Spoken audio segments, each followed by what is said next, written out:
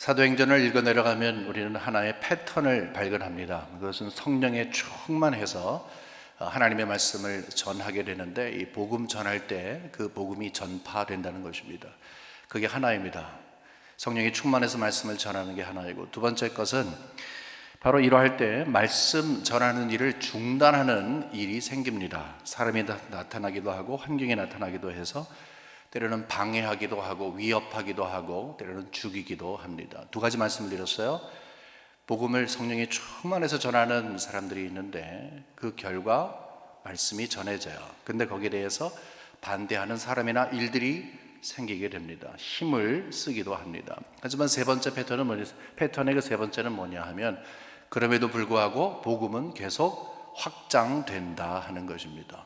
이 세 가지는 하나의 패턴인데, 이것을 잘 이해하면 저희가 사도행전을 제대로 이해할 수 있고, 사도행전뿐만이 아니라 2000년의 교회 역사 그리고 이 시대의 교회도 우리가 잘 읽어낼 수가 있습니다. 다시 한번 여러분 확인해 보시기 바랍니다. 이 세 가지의 것, 성령이 충만해서 말씀을 전합니다. 그리고 말씀이 전해집니다. 그런데 어떤 사람이나 아니면 일이 나타나서 그것을 방해하고 위협하고 때로는 사람을 죽이기까지도 합니다. 그다음에 세 번째는 그럼에도 불구하고 복음은 계속 확장이 됩니다. 여러분이 이미 이 교회 역사와 그리고 하나님의 말씀을 통해서 잘 아시는 말씀이라고 생각을 합니다. 근데 우리 질문이 있는 거예요. 어떻게 패턴의 맨 마지막인 그 복음 확장이 어떻게 이루어지냐는 거예요. 그 어려운 환경 가운데서 어떻게 복음 확장이 이루어지고 있는가. 오늘은 그 부분을 함께 공부하려고 합니다. 오늘 그 힌트를 얻기 위해서 여러분이 가지고 계신 여러분 한번 찾아보시면 좋을 것 같아요. 사도행전 맨 마지막 장 마지막 절 거기를 한번 살펴보시기 바랍니다. 28장까지 있는데 28장 31절에 보면 이런 말씀이 있습니다. 찾으신 줄 알고 제가 읽을게요. 하나님의 나라를 전파하며 주 예수 그리스도에 관한 모든 것을 담대하게 거침없이 가르치더라. 복음의 확장에 대해서 얘기를 하면서 오픈 엔드로 끝납니다. 근데 그러기 위해서 복음을 가지고 담대하게 그리고 거침없이 전하는 목소리가 있었더라, 이것으로 끝나게 돼요. 각 시대마다 그런 목소리가 있었던 것입니다. 이것은 사도행전 전체를 통해서 우리가 봤던 것이고 2000년의 역사를 통해서 보는 것이고 지금도 그렇게 되고 있는 것입니다. 다시 말해서 지금도 담대하게 거침없이 복음의 열정을 가지고 전하는 사람들이 있다 하는 것입니다. 그렇기 때문에 그분들을 통해서 그 복음을 전파받게 되는 것입니다. 사도행전 3장까지와 4장의 분위기가 완전히 대조가 된다, 그 말씀을 드렸어요. 1장, 2장, 3장은 이 색깔로 이야기하면 핑크색이에요. 성령이 확 내리고 성령이 그들에게 오고, 그래서 개인적으로 충만하게 되고, 또 그들이 담대하게 복음을 전하게 되고, 또 거기에는 이상적인 공동체가 세워지게 되고, 또 특별히 기적적인 역사가 있어서 예수의 이름으로 나면서부터 앉아있던 자가 일어나는 그런 일도 있었습니다. 얼마나 정말로 좋은 일로 꽉 채워져 있는지. 우리는 그래서 앞으로 계속 이런 일이 있을 것이라 생각을 하는데 4장에 와서 분위기가 확 바뀝니다. 앞에 부분을 핑크색이다 이렇게 이야기하면 이제는 아주 짙은 회색, 아직까지는 깜깜한 검은색은 아니나 아주 짙은 회색이 이제 전개가 됐습니다. 어떤 것입니까? 복음을 전하는 자들, 글쎄 이 유대인의 힘 있는 사람들이 체포를 했어요. 그리고 감옥에 가뒀습니다. 여러분 보세요. 복음을 전합니다. 사람들이 말씀을 듣습니다. 하지만 방해하는 사람이나 방해하는 일들이 나옵니다. 여기는 유대인의 힘 있는 사람들이 나와서 그들을 방해했던 것입니다. 그리고 그 다음 날이 되어서 꺼내서 이제 신문을 하게 됩니다. 이것이 우리 4장 앞쪽 부분인데, 거기에서 예수의 이름을 가지고 그들이 담대하게 복음을 전했습니다. 이게 사실 무시무시한 환경 가운데서 담대하게 전하죠. 어떻게 담대하게 전한 줄 압니까? 우리 13절, 오늘부터 시작되는 것은 앞절 부분과 이제 연결되는 건데 13절을 여러분 보시면은 잘 알게 됩니다. 13절에 보면 그들이 베드로와 요한이 담대하게 말함을 보고, 이 앞쪽에 그러기 때문에 감옥에 있다가 꺼내서 이제 신문을 하려고 하는데, 이제 물으려고 하는데 담대하게 그들이 이야기한 것을 이야기하고 있어요. 그래서 그들은 본래 학문 없는 범인으로 알았다가 이상히 여기었어. 또 전에 예수와 함께 있는 줄 알게 됐다. 여기서 깜짝 놀라는 거예요. 그들이 이렇게 담대할 수가 있는가. 우리가 좀 전에 본 것처럼 사도행전 맨 마지막에는 담대하고 거침없이 복음을 전하는 자로서 이 사도행전이 끝난 것으로 이야기하는 것은 앞으로도 그렇게 될 것이었다라는 것을 이야기하고, 그 맨 첫 출발서부터 담대하게 이야기를 하는 사람들이 있었다 하는 사실을 우리에게 증거하고 있는 것입니다. 여러분, 여기에서 이제 담대하다 하는 것은요, 굉장히 거침이 없다, 용기가 있다, 그 다음에 두려움이 없다, 이런 뜻인 걸 아마 아실 거예요. 그러면 이 사람네들은 무슨 이 골프하는 선수들, 특별히 초기에 골프하는 선수들이 담력을 키우기 위해서 혼자 막 묘지도 막 갔다 오게 되고, 말에 가면은 시체 옆에도 누워있고 그랬다는데, 그런 말들이 있어요. 그 담력을 키우는 것이죠. 그런 훈련을 해야 막 어렵고 힘들 때 정말 부들부들 떨지 않고 턱 칠 수 있는 그런 그 근거가 된다, 그렇게 얘기를 합니다. 군인들도 그렇게 하는데, 여러분, 다시 말해서 다른 사람들보다 훈련이 잘 돼서 마음이 튼튼한 사람인가? 그것이 아닌 것이죠. 성경은 계속해서 우리에게 말씀하는데, 우리와 똑같은 사람들이지만 성령이 그들에게 있어서 성령이 충만하게 되고 성령이 그들의 마음을 붙들게 되니까 그들이 마음이 편안하게 되는 거예요. 두려워할 일이 없게 되는 것입니다. 거침없이 하게 되는 것입니다. 여기서 왜 담대한 것이 중요할까? 우리는 한번 생각을 해보겠습니다. 우리는 자칫 잘못하면은 이 사람네들은 성경에 기록될 만한 사람들이니까 담대했겠지, 이런 생각을 하는 것보다, 나도 여기에 등장하고 있는 베드로와 요한과 전혀 다를 바가 없는 사람인데 성령이 나에게 충만하게 되고 성령이 나를 꽉 붙잡고 내 마음을 붙들고 계실 때에 나도 담대할 수 있게 될 터인데, 나는 그러면 왜 이렇게 담대할까? 또는 담대하지 못할까? 그 근원이 어디 있는가? 결국은 성령께서 우리에게 주시는 것이고, 이 담대한 것이 중요한 것은 하나님께서 우리에게 부탁하신 일을 우리가 잘 하기 위해서 그렇습니다. 여러분 보세요. 잘 생각해 보세요. 지금 감옥에서 나왔습니다. 감옥에 있으면서 여기서 무슨 생각을 하겠어요? 웬만한 사람 같으면 이렇게 하겠습니까? 아이고, 이거 복음 전했는데 이게 무슨 일이 이런 일이 생기나. 나는 좋은 일하고 착한 일을 했는데 하나님께서 세우셔서 이 일을 했는데 성령 충만해서 전하라고 하면 하는 건데 지금 무슨 말이야? 하나님께서 길을 여셔도 모자란데 왜 이렇게 나를 감옥에 가두게 하셨을까? 이런 생각을 할 수가 있겠죠, 웬만한 사람이면. 그리고 이제 풀려서 나왔습니다. 그러면 어떻게 하든지 이런 생각을 하겠죠. 어떻게 하든지 나는 여기에서 빠져나가야 되겠다. 그러니까 사실 사람들이 쭉 둘러서 갖고 있을 때 그 분위기 자체가 굉장히 위협적이었습니다. 거기에서 그냥 사람이 있는 것, 여러 눈이 그들을 보고 그들을 신문하며 쳐다보는 그 모습만 봐도 사실은 기가 팍 죽어야 되는 그들이었는데, 그 자체로 위협적인 분위기를 만드는 것은 결국은 그 입을 닥치게 하는 것이었습니다. 다시 말해서 담대하지 않도록 그 마음을 흔들어 놓는 것이었습니다. 그래야 말을 하지 않기 때문에 그렇습니다. 지금 여기에서 성령께서는 그들에게 하시는 말씀이 있습니다. 성령께서는 마음속에 어떤 감동을 주셨겠어요? 할 말을 해라, 예수에 대한 복음 전해라, 반드시 해라 라고 하셨을 거예요. 근데 분위기는 뭐예요? 이거 자칫 잘못하면 죽을 수도 있는 거거든요. 또 감옥에 들어가서 이게 어떻게 될지도 모르는 거거든요. 이런 환경 가운데 갈등이 있겠죠. 성령께서 나에게 주신 할 말을 해라, 반드시 해라 라고 하는 그 말을 따라 할 것인지, 아니면 침묵한다든지, 아니면 좀 쓱쓱 빌어갖고서 위기를 모면한다든지, 둘 중에 하나를 결정하겠죠.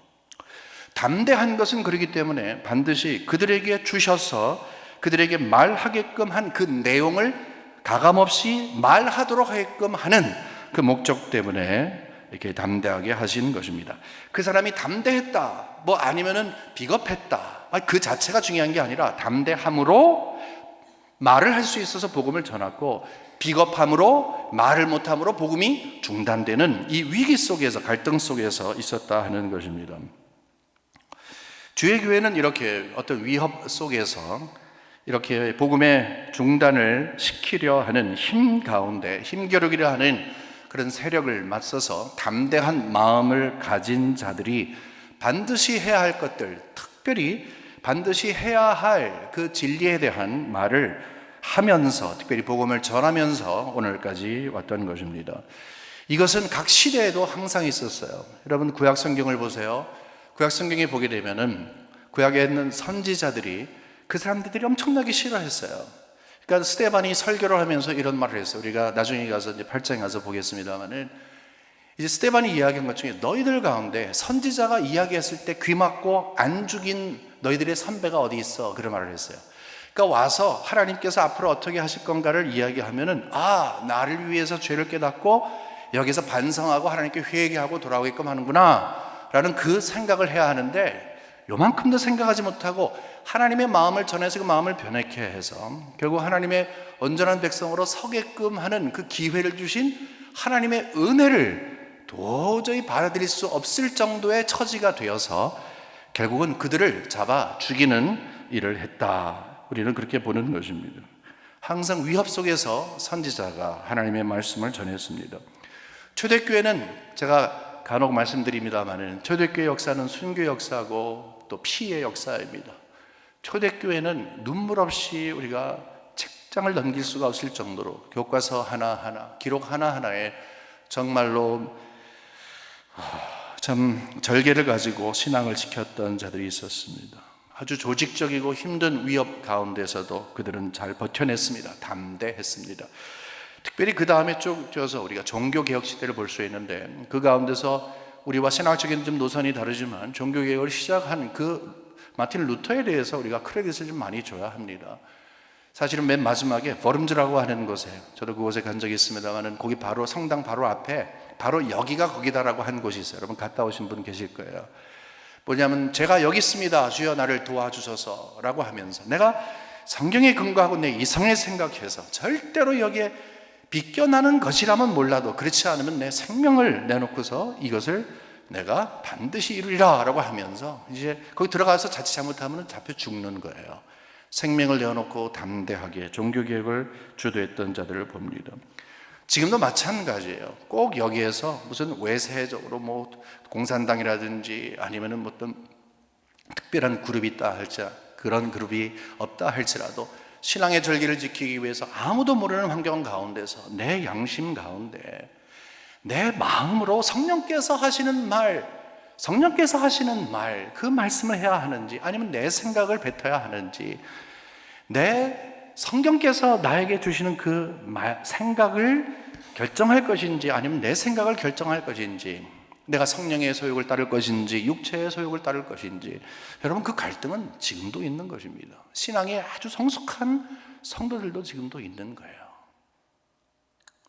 하물며 그것이 외부적일 때 그것이 더하다는 것이죠. 한국 같은 경우는 이제 문화적으로 신앙을 지키지만 대학교에 가서 술 문화가 있고 군대에 가고 술 문화가 있어갖고 또 회사들 가서 술 문화가 있어서 술 문화 때문에 이 신앙을 떠난 그런 분들이 상당히 많이 있습니다. 한국의 또 여러 세속적인 문화 때문에 그런 경우도 상당히 많이 있습니다. 때로는 친구를 잘못 사귀어서 꼭 타락한 그런 것이 아니라 예수를 제대로 믿지 않는 그런 그룹과 함께 여기다가 결국은 신앙적으로 쭉 미끄러지면서 영적으로 완전히 타락한 그런 경우도 엄청나게 많이 있게 되는 것입니다.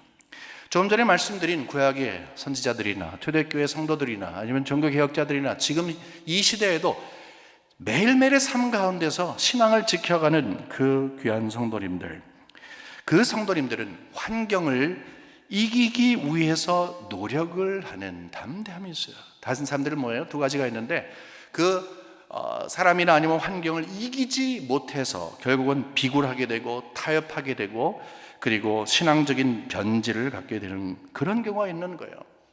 그런 사람에게 잘못해서 복음 일 맡겼다가는 큰일 나게 되는 것이죠. 하지만 담대한 성도들은 제가 여기 있습니다. 제가 일을 감당하겠습니다 라고 하면서 이제 삶을 던져가면서 복음을 지켜온 것입니다. 여러분, 우리는 항상 알아야 합니다.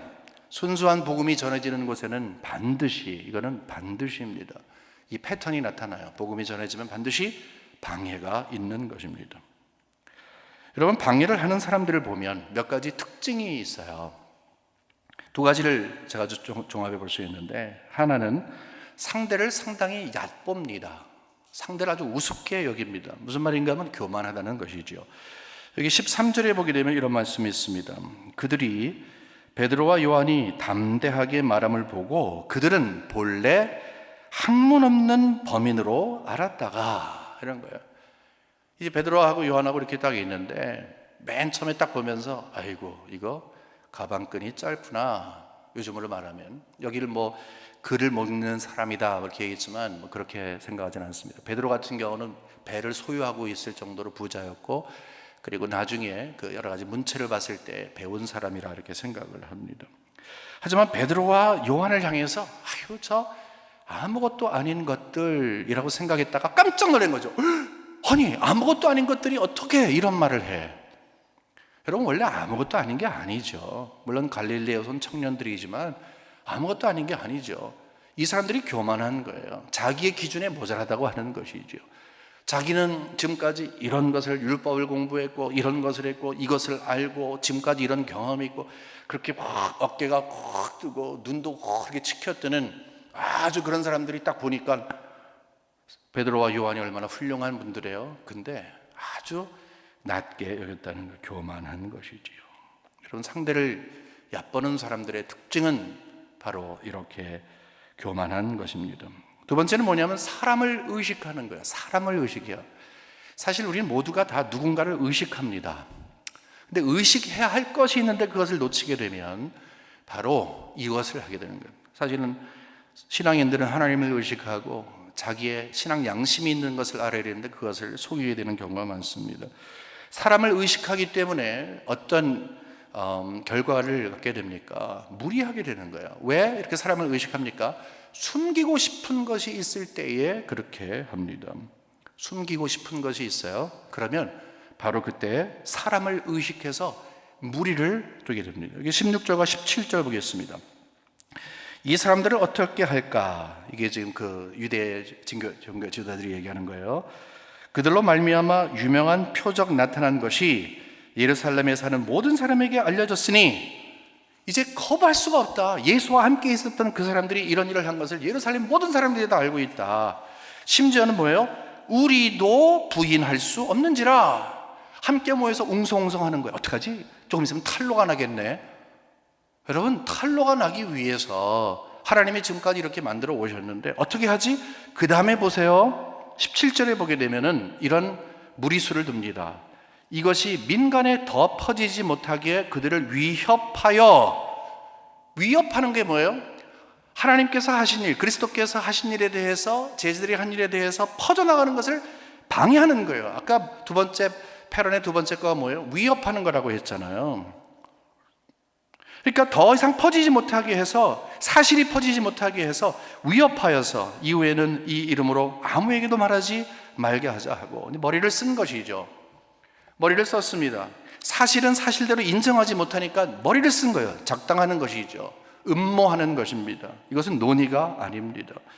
스스로 속이는 것이죠. 이것은 양심의 마비가 있는 것입니다. 우격다짐을 하는 것이죠. 공갈하는 것입니다. 위협하는 것입니다. 제 친구 목사가 중국에서 선교사 사역을 하다가 갑작스럽게 공안이 닫혔습니다. 신학교에서 이제 가르쳤는데 중국말을 지금 잘하기 때문에 그냥 중국 학생들 모아놓고 막 가르치고 있는데 갑작스럽게 아주 험악한 사람들이 여러 명이 다쳤어요. 아주 바깥에는 체포해갈 차도 갖고 가고 해갖고서 완전히 그냥 거기 있는 거 증거물 싹 가지고 가서 그냥 잡혀갔습니다. 말을 들어보니까 그러고서 이제 덜덜거리고서 가는데 이제 취조를 딱 앞에 놓고서 이야기하는데 이렇게 이야기를 하더라고요. 아주 그 침묵 가운데에서 또는 한마디 툭툭 던지는 가운데에서 완전히 정말 이 사람들이 나를 기를 죽이는구나 하는 그런 생각을 하셨다고 합니다. 여러분, 입장을 한번 바꿔놓으면 여러분 어떠시겠어요? 이 지금 공산당이에요. 뭐 마음대로 할 수 있어요. 마음대로 할 수 있어요. 그러니까 별 생각이 다 들 거 아니에요. 아무런 생각이 없었다고 이렇게 이야기를 합니다. 여러분, 중국이라는 나라가 하나님께서 이제 복음을 전파하게 했었어요. 그리고 복음이 확장하게 했어요. 지하교회가 바깥으로 나왔습니다. 이제는요, 중국은 지하교회 교회보다도 바깥에 있는 교회의 힘이 더 큽니다. 중국 교회는 굉장히 돈이 많습니다. 그리고 그들의 꽉 뭉쳐있는 리더십도 엄청나게 큽니다. 물론 재교육이 필요한 것이지만 지금 기독교의 세력이 확장이 되고 있어요. 여러분, 이 중국의 공산당의 지도자들이 지금 중국의 그 기독교를 가만히 두지 않는 것이 이유가 있어요. 그만큼 복음이 전파돼서 확장이 되었다는 그런 증거예요. 반증인 것이지요.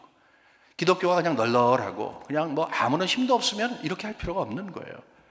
복음이 전파가 돼서 힘을 가지고서 전파하게 됐어요. 그러니까 거기에 대항해서 이제는 엄청난 힘을 들여야 이 세력을 막겠구나. 그래서 모든 선교사님들이 추방하기 시작을 하고, 교회에서 십자가 띄는 건 물론이고, 옛날엔 외국 사람들이 전파하는 것을 방해했는데 이제는 자국민들이 자국민에게 전파하는 것도 방해하는 그런 시대가 됐습니다. 그것은 뭐예요? 뭘 반증한다고요?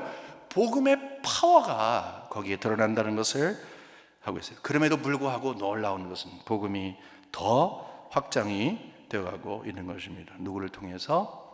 담대한 사람들을 통해서. 여러분, 하지만 우리는 오해하지 말아야 합니다. 담대하다고 하는 것은 그 사람의 영적인 퀄리티, 그 사람이 어떠한 사람이냐에 따라서 담대하고 담대하지 못하는 것.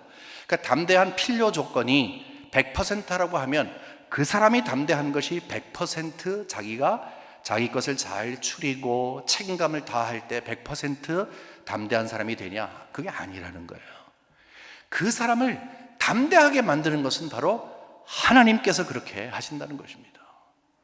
하나님이 그 담대하게 만드는 거예요. 그 하나님과의 관계에서 담대해질 수 있다는 것입니다. 여러분, 그렇기 때문에 어떤 사람이 담대한가? 이 본문을 통해서 두 가지 종류의 사람들을 이야기할게요. 첫 번째는 뭐냐면 처세술을 포기한 사람들을 하나님이 세우십니다. 처세술 아시죠? 여기서 사실은 제대로 되려면 감옥에 있다가 나와서 아이쿠나 이제 살았구나, 기회를 얻었구나, 저요 라고 하면서 무엇인가 엉뚱한 말을 해서 거기를 빠져나와야지 정상이. 그것은 처세술입니다. 하지만 처세술을 포기한 사람들의 모습을 봅니다. 19절 20절입니다. 베드로와 요한이 대답하여 이르되 하나님 앞에서 너희 말을 듣는 것이 하나님의 말씀을 듣는 것보다 옳은가 판단하라. 그 다음에 20절, 우리는 보고 들은 것을 말하지 않을 수 없다 얘기하는 거예요. 우리는 보고 들은 것을 말하지 않을 수 없다. 이게 뭐예요? 처세술을 포기한 것입니다. 우리는 누구는 다, 거의 대부분의 사람들은 처세술이 없어서 처세술을 포기하는 것이 아닌 것을 우리는 알아야 합니다. 살아나는 법은 다 있습니다. 어디에나 있고 그 길은 다 보이게 됩니다. 하지만 담대하다 하는 것은 처세술을 포기한 사람들의 모습인 것입니다. 정말 죽으려고 이 짓을 하고 있는 것입니다. 누구나 다 죽음보다는 생명을 갖기 원하고 고통보다는 편안하기를 원합니다. 누가 죽음과 고통을 생명과 편안한 것 이상으로 선택하는 사람이 있겠습니까? 하지만 이렇게 처세술을 포기할 만한 가치를 발견한 것이지요. 복음의 가치를 아는 거예요. 복음의 가치를 알다 보게 되니까 부정할 수 없는 일이 생기는 것입니다. 마음이 자유로운 거예요. 여러분 아시죠? 진리가 너희를 자유케 하리라. 우리가 매어서 살고 있는 우리가 더 놀 수 있고 어떤 환경이든지 허허 웃을 수 있고 마음이 편안하게 지낼 수 있고, 이 이유는 뭐냐 하면 그 사람이 아주 남다른 맨날 담력 키우는 어떤 운동을 한다든지 좋은 음식을 먹는다든지 그런 게 아니라는 것이죠. 하나님께서 그 마음속에 그 진리가 너무너무 사실이기 때문에 이 진리는 생명과도 바꿀 수 없다고 하는 그 가치를 알게 해주는 거예요. 여러분, 거기에 바로 비밀이 있는 거예요. 여러분은 복음을 어떻게 이해하십니까? 복음은 여러분의 삶의 조미료 정도가 됩니까? 양념 정도가 됩니까? 여러분이 걸어가야 하는 길에 불편하니까 이왕이면 자전거 타고 차 타고 가면 편안하니까 여러분의 삶을 좀 편안하게 해주는 그런 것입니까? 복음은 여러분의 생명보다 더 귀한 것입니다. 복음보다 귀한 것은 없습니다. 자, 이렇게 하나님께서 그 마음속에 처세술을 포기할 정도로 확실한 진리를 심어준 자가 있고, 또 두 번째는 똑같은 사람들인데 그들은요, 하나님의 기회를 기다릴 줄 아는 사람들을 세우십니다. 하나님께서 기회를 주시는 것은 뭐냐면은 곧 하나님의 섭리를 이해하는 것입니다. 여러분, 하나님의 섭리를 이해하는 것은 굉장히 중요한 것입니다. 여기 21절에 보면은 이런 말씀이 있어요. 관리들이 백성들 때문에 그들을 어떻게 처벌할지 방법을 찾지 못하고 다시 위협하여 놓아주었으니 이는 모든 사람이 그 된 일을 보고 하나님께 영광을 돌립니다. 자, 여기서 뭐가 있어요? 놓아주었어요. 놓아주었던 거예요.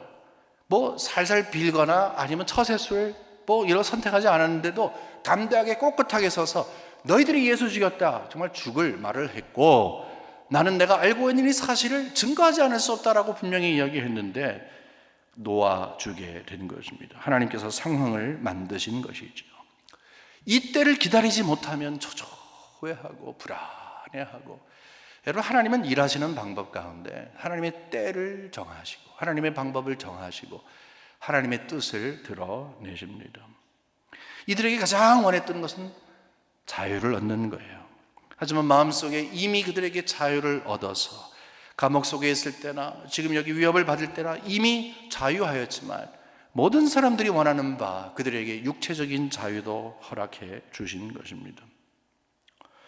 좀 전에 말씀드린 그 친구 목사가 이제 추방을 당했습니다. 2주 만에 나가라고 한 거예요. 미국 시민권자이기 때문에 다행했어요. 얼마나 다행인지 모릅니다.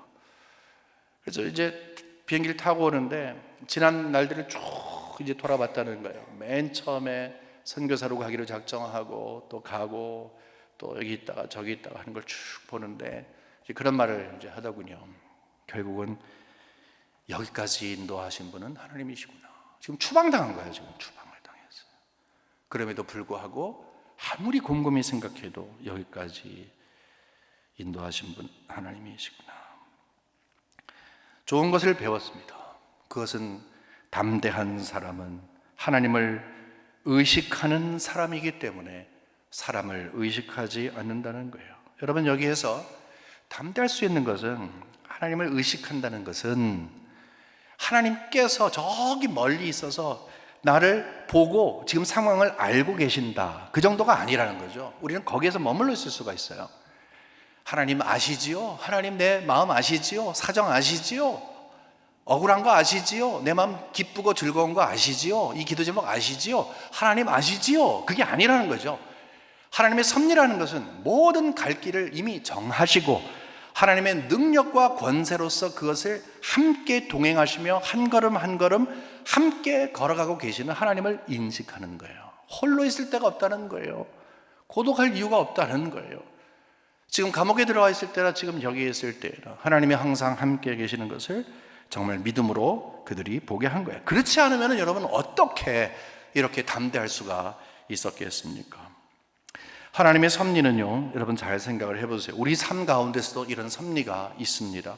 하나님이 확 조성하시는 거예요. 당장 모든 것이 끝날 것 같은데 그게 아니라는 거죠. 당장 모든 것이 쫙 펼쳐질 것 같은데 그것이 아니라는 것이죠. 여러분, 하나님의 섭리를 믿으시는 그 신앙은 항상 마음속에 모든 환경 가운데 철저하게 하나님의 흔적을 남기고 싶어 하시는 우리 하나님의 그 영광이 있습니다. 결국은 여기에서 그들이 다 나갔잖아요. 그래서 하나님께 영광 돌렸다고 얘기했잖아요. 어떻게 섭리하신가 보세요. 여러분 생각해 보세요. 두 가지만 예를 들어볼게요. 여기에 지금 하나님의 섭리 가운데 유대교회 거물 앞에서 복음을 전할 기회를 얻었어요. 이 지금 성령 충만한 다음에 막 전하고 싶은데 제일 먼저 생각나는 사람이 누구였을까요? 이 유대교회 대표인 사람들 한번 어떻게 해보든지 한번 도전 한번 해보고 싶다, 긍정적인 의미에서. 그러지 않겠어요? 그런데 그들이 잡아갔어요. 사도들이 걸어간 게 아니에요. 사도들의 입을 통해서 복음을 그들이 들을 수밖에 없던 것은 그들이 이 사도들을 잡아간 것입니다. 이것을 믿는 것이죠. 지금 여기서 부당하게 트윗을 당하고 있어요. 억울해요. 힘들어요. 감옥에 있을 때 아까 말씀드린 것처럼 힘들어요. 하지만 그 환경 가운데서도 여기에 오게 하신 것은 하나님이시니, 그들 앞에 섰을 때도 여기에 오게 하신 것은 하나님이시니, 정말 그 다음에 중요한 것은 담대하게 그냥 이야기를 하면 되는 것이죠. 우리의 삶 가운데서도 하나님께서 조성하셔서 이제 어느 환경 가운데 여러분을 딱 놓으시고 하나님의 때를 기다리며 세상의 처세술을 이렇게 선택하지 아니하는 자들에게 하나님께서 입을 열어서 복음을 전하게 하고 사실을 이야기할 때가 있다는 거예요. 또 다른 것은 뭐냐 하면, 정말로 그들이 그럴 수밖에 없는 이유가 뭐냐 하면, 바로 옆에 3장에 나오는 그 미문 앞에서 이 날 때부터 걷지 못하는 그 사람, 그 고쳐갖고서 지금 이 일이 생긴 거 아니에요. 근데 고침을 받은 그 사람이 바로 거기에 있었어요. 보겠습니다. 14절에 보면, 또 병 나은 사람이 그들과 함께 서 있는 것을 보고 비난할 말이 없는지라. 이것처럼 확실한 증거가 어디 있어요? 누가 이야기를 하겠어요, 그거를요? 예수님이 하셨습니다. 문제는 뭐냐면 그 사람이 지금 옆에 있다는 거예요. 하나님이 거기에 그것을 준비시켜 놨다는 것이죠. 이 사람이 지금 친척에 갈 수도 있고, 지금까지 친구 만나지 못했으니까 뭐 친구 만나고 아니면 여행 다닐 수도 있는데, 하필이면 함께 그들과 함께 있도록 하는 것이죠. 이거보다 더 분명한 증거가 어디 있습니까? 22절 보면, 이표적으로 병 나은 사람은 40여세나 되었더라. 우리는 어려서부터, 태어날 때부터 이 국어를 했는데 몇 살인지를 몰랐어요. 하지만 지금 알고 있습니다. 40살이 넘었습니다. 성인인 것이지요. 애라고 하면은 사탕이라도 하나 주면서 말 바꿀 테지만 성인이 어찌 그렇게 하겠습니까? 또 그는 믿는 자가 되어서 신앙의 절개를 지켰던 사람이었습니다. 이게 하나님의 섭리예요. 깜깜한 환경 가운데서 감옥에 있으면서 이게 내일은 어떤 일이 있겠지, 근데 그게 뭘까? 도저히 상상할 수 없었던 일이 그 다음날 펼쳐져 있습니다. 그것이 바로 우리의 삶을 인도하시는 하나님이시다 하는 것입니다. 여러분, 혹시 오늘 이 설교 제목을 보시고 오해하셨을지도 모릅니다. 왜냐하면 오늘 설교의 제목이 할 말은 반드시 하라 이러는 거예요. 그러니까 할 말은 무조건 다 해라, 이렇게 오해하셨으리라 생각을 합니다. 아닙니다. 그렇게 하지 말라 하는 것입니다. 할 말을 아무거나 하지 말라, 성령께서 하시도록 하게끔 하는 말을 해라. 그것을 마음속으로 훈련시켜라.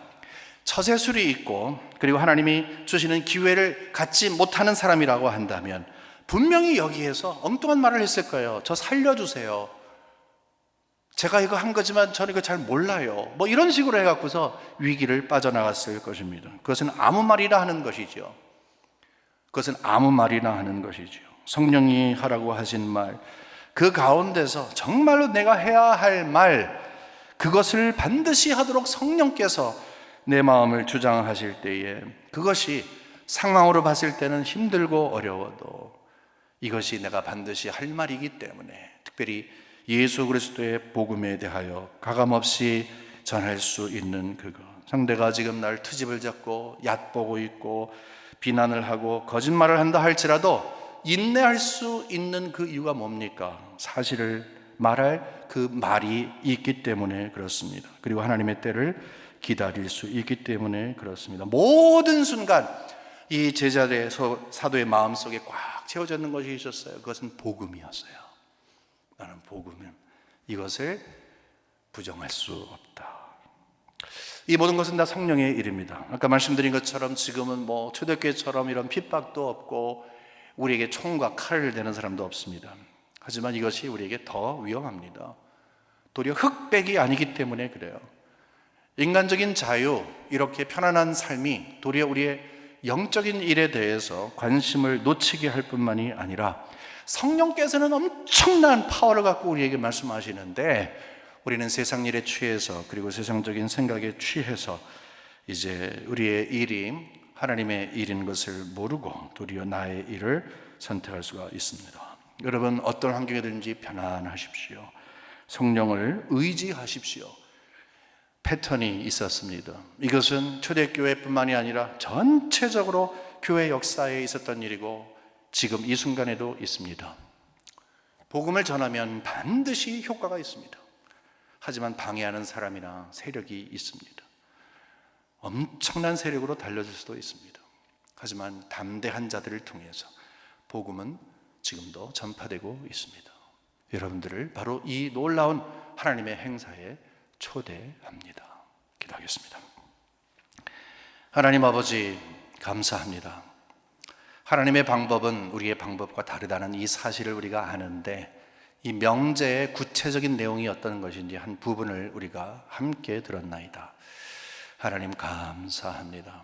하나님은 처세술에 능한 자가 아닌 포기한 자, 자기의 시간에 맞추어서 일하려고 하는 자가 아닌 하나님의 때와 방법을 기다리는 자를 하나님이 세우셔서 담대하게 하시고 일하게 하십니다. 우리 모두에게는 다 빚진 심정이 있나이다. 나를 향해서 그 누군가 전해준 복음이 있기에 우리도 그 일을 행하는 것입니다.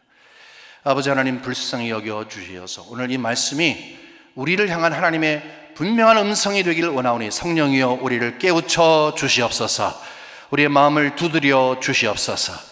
특별히 남을 의식하지 아니하고 내 삶 가운데서 내 안에서 영적인 전쟁이 있을 때에 어떤 것을 선택할 것인가, 우리 모두는 다 이 시간 기도하는 시간에 다 알고 있습니다. 우리가 무엇을 선택하는지, 내가 원하는 것을 선택하는지, 주님께서 원하는 것을 선택하는지 우리 모두는 다 알고 있나이다. 주여, 이제 우리의 마음을 성령으로 충만케 하여 주시어서 이제 주께서 원하시는 것, 주께서 영광 받으시는 것을 선택할 수 있는 영적인 성숙을 이루는 우리의 삶으로 축복하여 주시옵소서. 진심으로 감사하며 예수 그리스도의 이름으로 간절히 기도 올리옵나이다. 아멘.